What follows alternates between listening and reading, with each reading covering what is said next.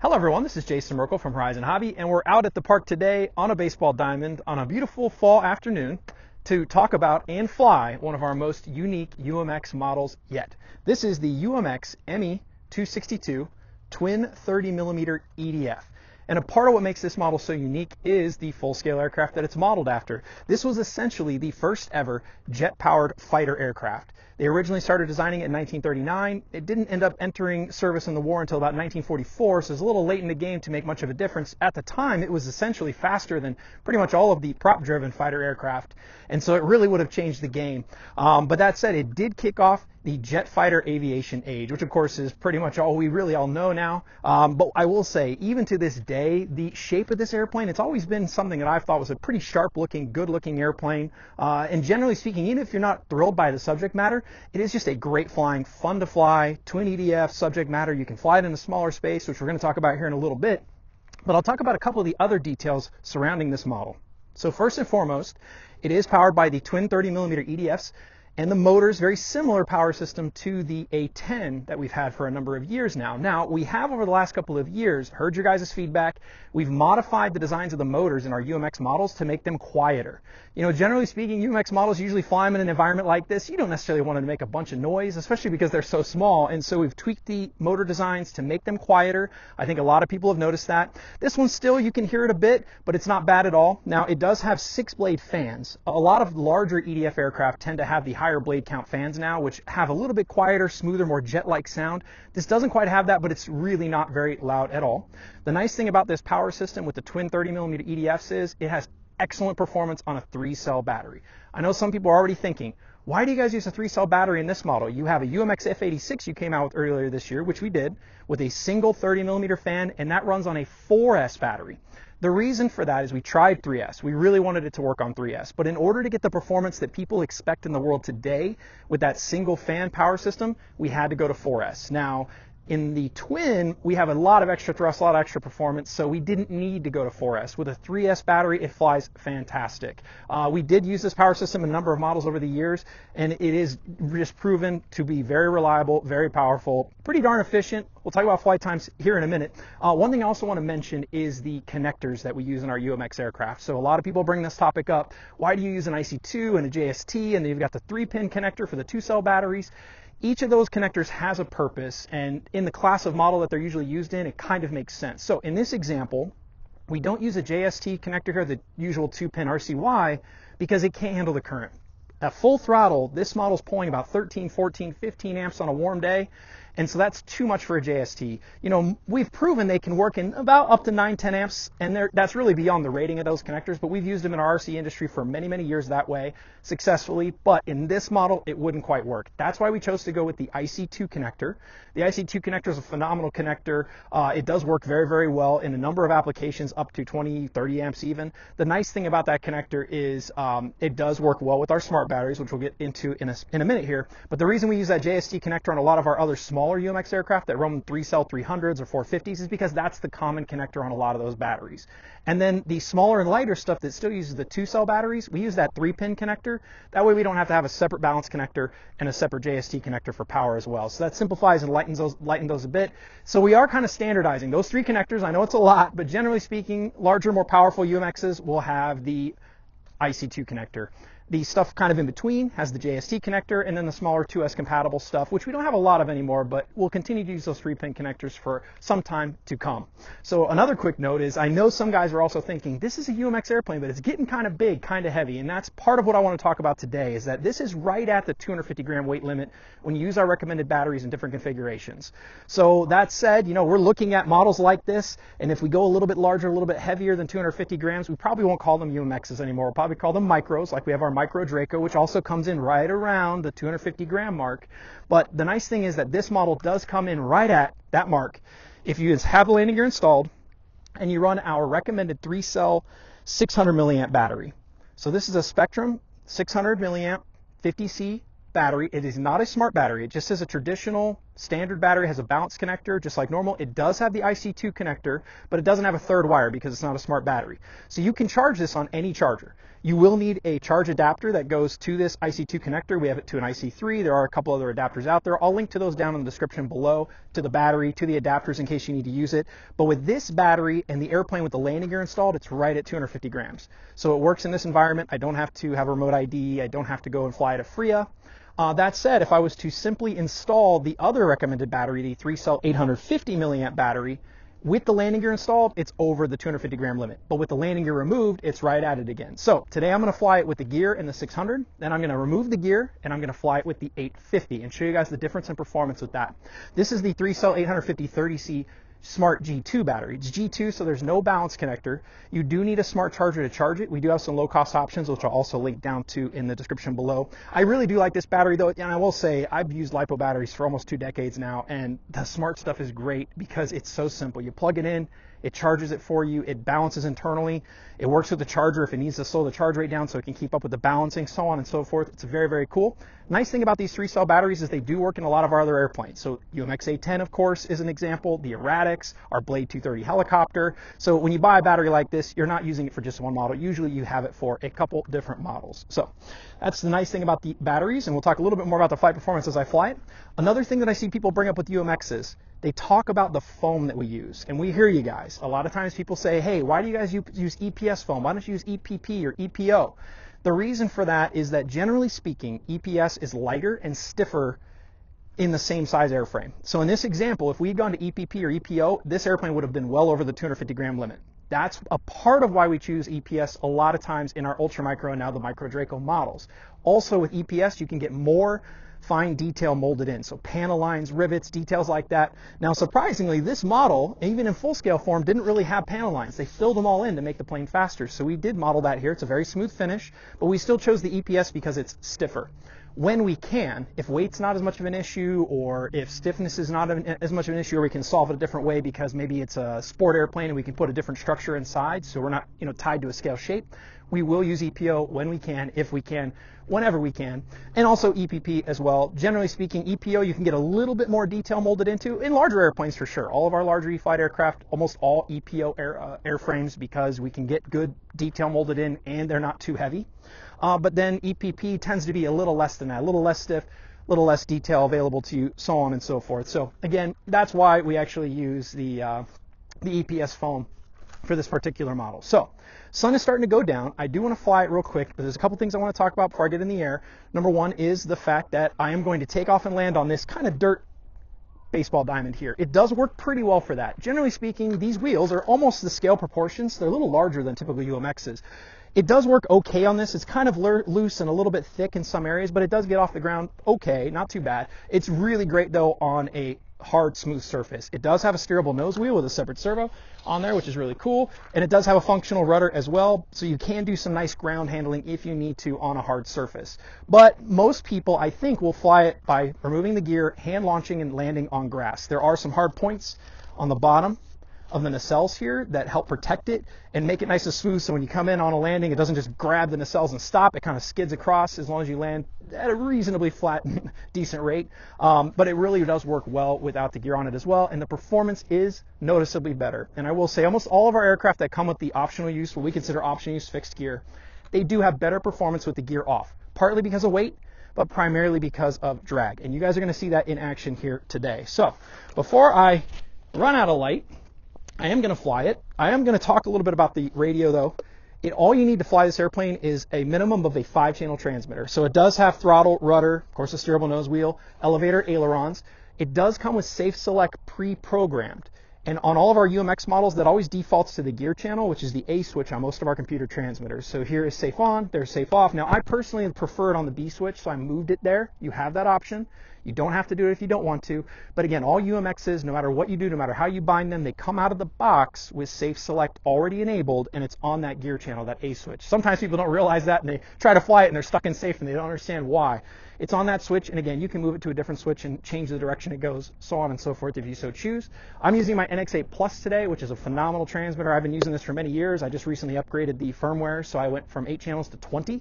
Way more channels than I need. NX7E is a great radio. NX7E Plus, of course, now the DX6E. A lot of our radios that we sold over the years will work for this model, including the DXS. That said, it's not intended to be used with the DXS because usually people that have a DXS transmitter are pretty new to the hobby. This airplane is not for a beginner. If you've never flown RC before, please do not start with this airplane. It is not intended for someone who's never flown before. If you don't have experience flying EDF jets, I wouldn't recommend this as your first EDF. If you've flown a few airplanes, maybe some heavily loaded warbirds, sport airplanes, high speed, high performance, you might be okay. But generally speaking, I'd suggest you start with something like our Habu SS 50mm, the Habu SS 70mm. If you've flown any of our Viper models, then you'll be ready to fly a model like this. So, all right, let's get her into the air. I'm going to set it down here, and it doesn't need a ton of space to take off. That's the nice thing about this model. It does have pretty darn good power and performance. I'm going to start by taking off with just AS3X on. I'm not going to use safe, and you'll notice that because of this surface not being so smooth and the dirt being a little bit thick, it is a little bouncy, but it's going to get up into the air no problem. Oh, and real quick, you can hear the noise of the motors there. They're a little louder at low throttle, but they're not bad once you get up into the air. All right, here we go. There you go. You can see it took off pretty darn quick. And again, with the landing gear installed, it doesn't have quite the speed and vertical performance that it does without. And you're going to see that in action here in a minute. But you'll notice that even with this setup, the lighter weight battery, the 3-cell 600, the landing gear installed, it still has pretty darn good speed and performance. You can easily loop from level flight. It's not a problem. And so again, the performance is quite good. The twin 30mm EDF power system is really, really nice. Pretty good speed, not bad at all.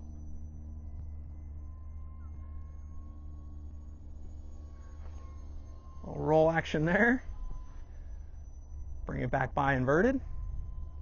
So it's a very capable airplane. Again, it's got a rudder, ailerons, and elevator, so you can do all pretty much the basic aerobatics. Inverted flying, loops, rolls. Some point rolls and slow rolls even with the rudder. It's nice to have that. I'm also going to throttle back here just a little bit. I'm going to go back to basically half throttle. So now at half throttle, it's slowed down a bit, but it still has plenty of power to stay in the air. Now, half throttle is subjective. Everybody's radio is a little different, and the performance of your battery is a little bit different. So you might need a little more energy to keep it in the air. But you can see I've slowed it down. It handles very nicely. But again, it is still an airplane that requires a bit more skill. I generally recommend you have at least one EDF jet under your belt before you move on to flying a model like this. But look at it go, not bad. Now, we do have safe select. I'm going to go ahead and turn that on. With safe on at full throttle, it climbs. At roughly half throttle, it pretty much maintains altitude. A real quick tip, a lot of guys, especially experienced pilots that have used safe, don't like it because they say it's very hard to turn. I'm holding the aileron all the way over right now, and you'll notice that I pull a little bit of up elevator, but I'm only banked at about a 45-degree angle. And that is with 100% travel, high rate. The biggest mistake most people make when they're flying with safe on is they switch to low rates. Now watch what happens. If I switch to low rate, that angle is now cut in half. My low rate is 50% of my high rate. So now the angle is only 22.5% roughly. And so now you can see it takes twice as long, give or take, to turn. So whenever you have safe on, always be in high rate to get the maximum angle, bank angle allowable. If you want to turn a little bit tighter when you have safe on, you can add a little bit of rudder. Don't add too much rudder, because if you put too much rudder, you can get it confused and almost spin it a little bit. It will correct itself if you let go of the sticks, but don't put too much rudder in if you're trying to make a tight turn. You'll kind of learn that, and every airplane's a little different. But again, that's a tip for safe select in. The whole reason we put safe select in this model and all of our models is not necessarily to make it so a person who's never flown before can fly it. It's a helpful tool for experienced or even intermediate pilots that may lose orientation. You know, it may be too windy one day and you need to, just lock those wings in to make your landing a little bit easier. Safe select is really there as a tool to help you, not to necessarily be training wheels. You really should have learned to fly an airplane properly before you advance to a product like this, whether it has safe select or not. So you'll hear that my timer is going down to now it's at 2 minutes.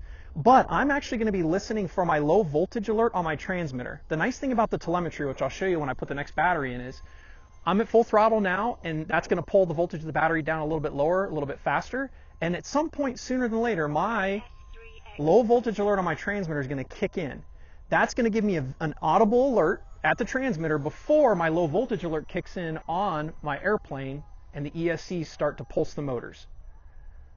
Now with this 3-cell 600, the landing gear installed, a lot of full throttle. There's my low voltage alert that I was just talking about on my transmitter.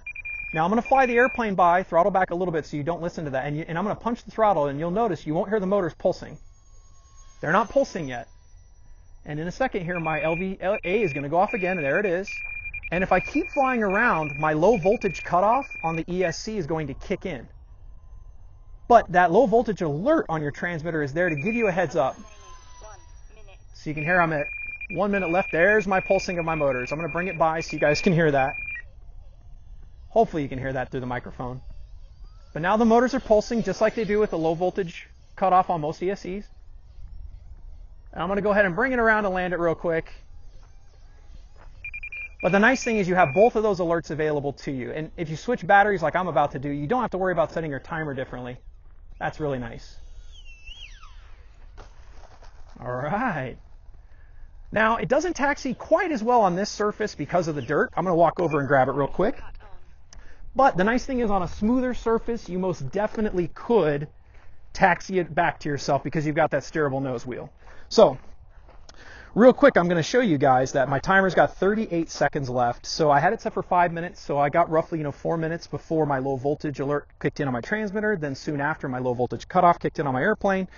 And then another cool thing I'll show you is that you can see we have a limited amount, not full smart telemetry, but we have some minimal telemetry. We've got the voltage of the battery voltage overall, the RPM of the motors. You can see that I got up to 13.3 amps at full throttle with this particular battery. With the 3-cell 850, it'll go a little higher than that, but it's really cool to have this data available to you, and you'll see that this ESC status is showing my battery is low, and that's why my low voltage cutoff or alert kicked in, then ultimately my low voltage cutoff. So I am going to swap the battery, clear my timer, and also real quick I'm going to show you guys where I've got my battery mounted. Now, CG is more personal preference than anything else, generally speaking. I noticed that if I had this battery all the way to the back, it was a little too tail heavy for my liking. If I had it all the way forward, it was a little nose heavy. So I've got the battery kind of in the middle of the tray, maybe a little bit biased forward. It's something you'll need to try, and with landing gear on and landing gear off, it's different. You do have to watch out for that, and that's one thing I'll point out. When I remove the landing gear now and fly with the other battery, it's going to require more trimming, different trim than I have with the gear on. The gear adds an aerodynamic impact, and it does change the trimming, as well as, in generally speaking, when you have the gear on, it pulls the nose down, so you carry more up trim depending on your CG. So all those little things are going to be a factor. When I put the other battery in here, I am going to go ahead and have to trim it right after takeoff, but we'll talk about that. So I'm going to show you now the 3-cell 850 that I'm going to put in there. So it's a bigger, heavier battery, so I'm going to go a little bit farther back. Make sure that it's off to the side so I don't hit my push rod for my nose gear steering. I'm going to set it down, plug it in to initialize.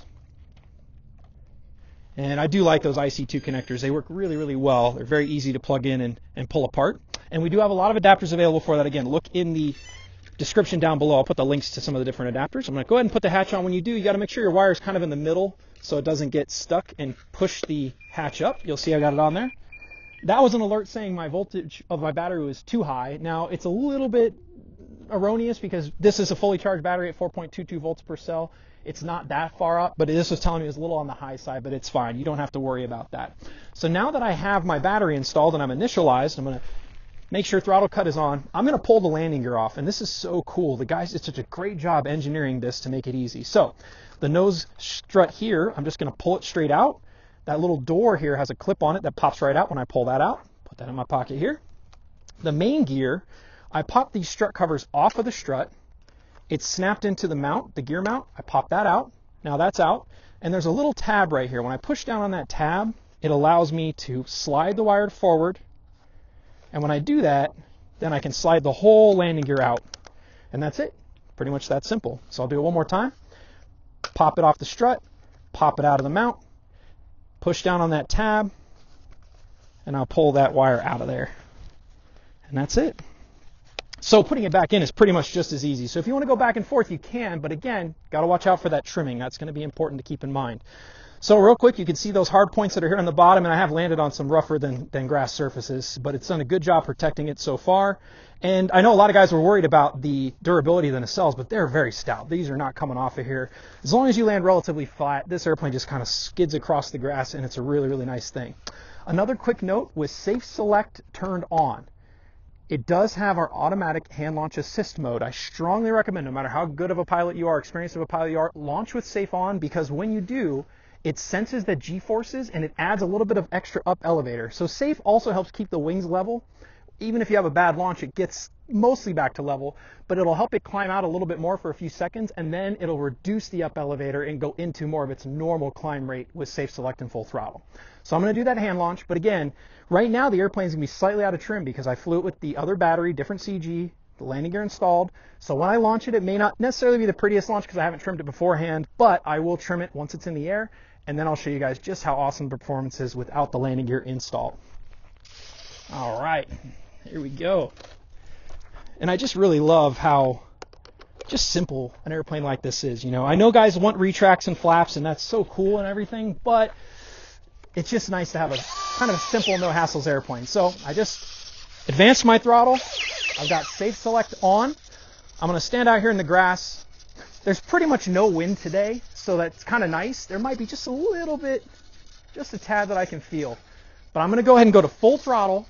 And the nice thing is that you can grip it pretty easily behind the wing here. Generally speaking, you'd want to grip it closer to the CG if you can, but this isn't too bad. I'm going to put my finger underneath and give it kind of a nice push straight ahead.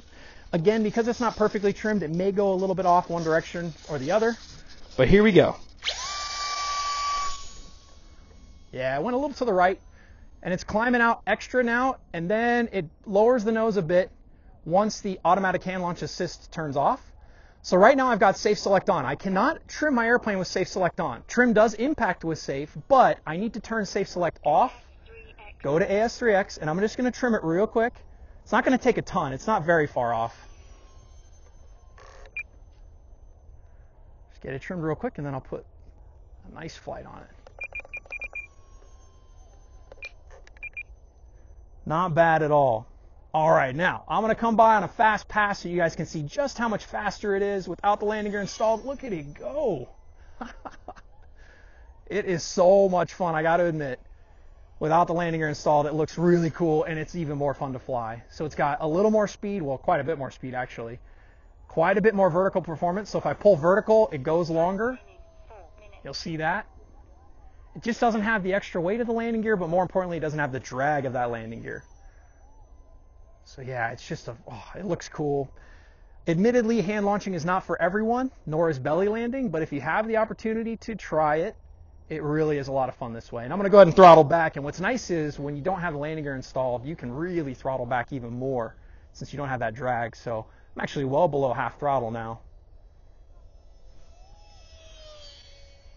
You'll notice you might hear it a bit more with the lower throttle setting. The fans are balanced at higher RPMs. Better balanced, so they run a little smoother, a little quieter there. But yeah, look at that. You can still fly pretty slow, pretty low. So without the landing gear installed in this larger 850 milliamp battery, I do get more flight time. I typically get more like 5 to 6 minutes, and I've even stretched it to 7 or 8 by flying it around low and slow like this. But if you're on the throttle a lot, of course, you get less flight time. But again, that's one of the beauties of having that telemetry data, which is feeding the voltage to my transmitter, so I know when my voltage of the battery gets low based on the low voltage alert of the transmitter, more than I have to rely on my timer. You can still rely on your timer, and I still have it set just for reference.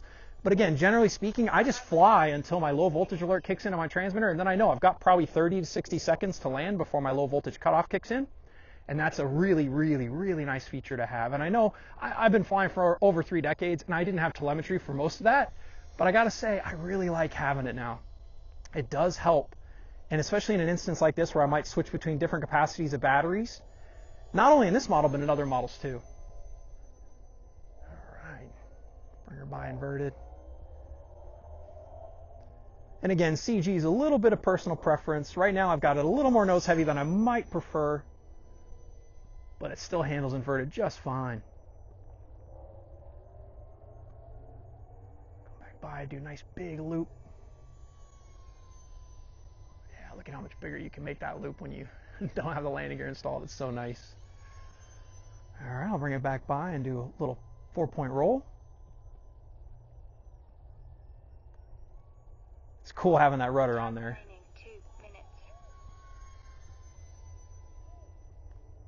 Yeah, the rudder is not super effective, but just enough. that, you know, you can do those point rolls and slow rolls a lot better. And especially when you're on approach and you're trying to correct rather than use an aileron, you should use rudder a lot more often, and it does a very good effectiveness on approach like that to help line up, especially if you're trying to hit a runway, maybe the center line of the runway to show off to your buddies. Yeah, look at it go. I love it. A lot of fun to fly. So even if you're not a huge fan of the subject matter, so to speak, it is just a lot of fun to fly. I mean, look at how it moves, it grooves. I flew it a few weeks ago in really high winds. I had to do a demonstration for some hobby shops, and that particular day and that particular time, it was 15 to 20 mile per hour gusts. I had the Viper 64mm that day. I also had the Extra 330, the 1.3 meter, bigger, heavier airplanes. They handled the wind pretty well, especially because they had AS3X, but I gotta tell you, myself and everyone else were the most impressed by this. It was so locked in that 15 to 20 mile per hour winds. I never in a million years would have thought I could fly it and enjoy this airplane, and I flew it probably a half dozen times that day because it just cut through the wind no problem. It had the power, it had the speed, it has the stiffness, the good, reliable control, precise control.